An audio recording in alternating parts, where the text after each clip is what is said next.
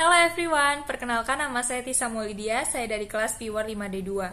Di sini saya akan menjelaskan tentang country risks di USA atau Amerika Serikat. Dalam dinamika ekonomi seluruh negara di dunia yang saat ini makin mengglobal, tampak kecenderungan universal manakala terjadi gejolak di sebuah kawasan suatu negara seperti Amerika Serikat. Akan menimbulkan dampak kehidupan tata perekonomian nasional negara-negara lain di dunia.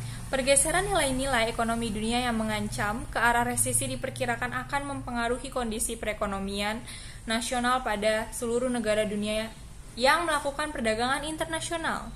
Inilah resesi yang belakangan ini menjadi wacana masyarakat internasional semenjak merebaknya isu perlambatan ekonomi di Amerika Serikat.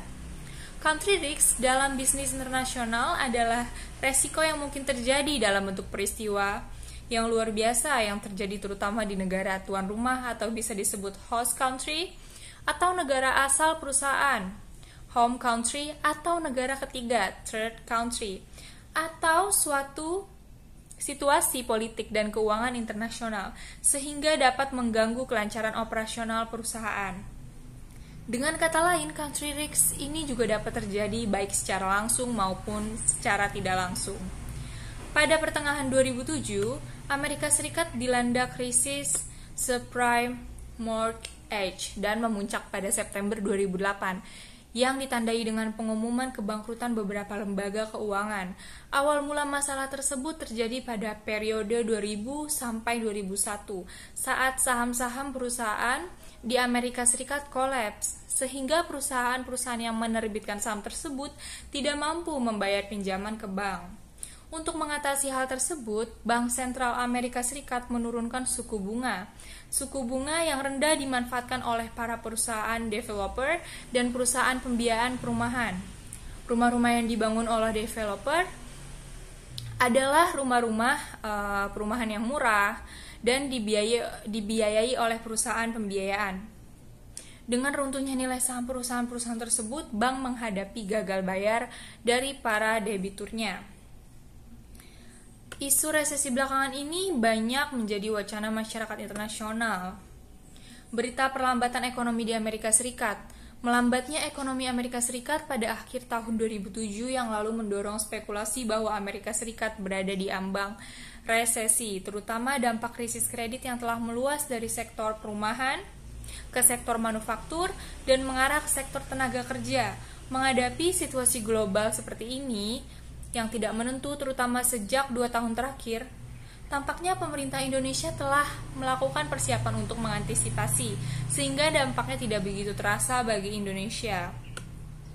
Pentingnya country risk yaitu untuk memantau negara-negara di mana perusahaan ini bergerak dalam bisnis internasional, digunakan oleh perusahaan sebagai perangkat untuk menghindari negara-negara dengan resiko yang berlebihan.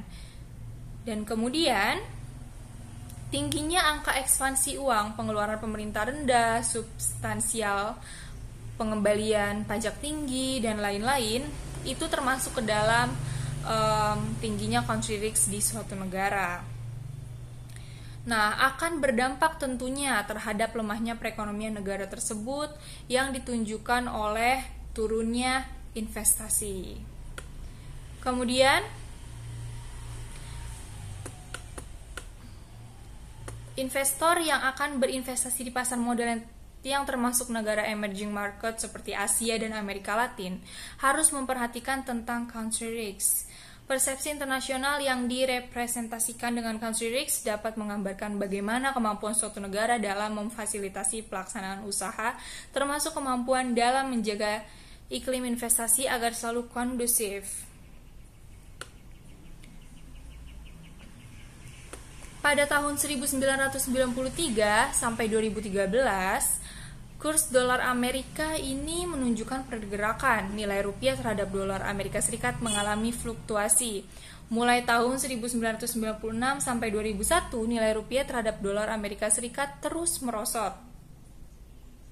Kemudian nilai rupiah kembali menguat di tahun 2011 menjadi 9.068 per US dollar dan menguat menjadi 9.400 per US dollar di tahun 2012. Nah, kemudian Dampak krisis Amerika Serikat terhadap ekonomi Indonesia yaitu ditandai dengan kebangkitan ekonomi Asia yang dipelopori oleh dua negara, yaitu China dan India. Diprediksikan akan mendorong pergeseran dominasi ekonomi negara-negara Barat dan Amerika Serikat.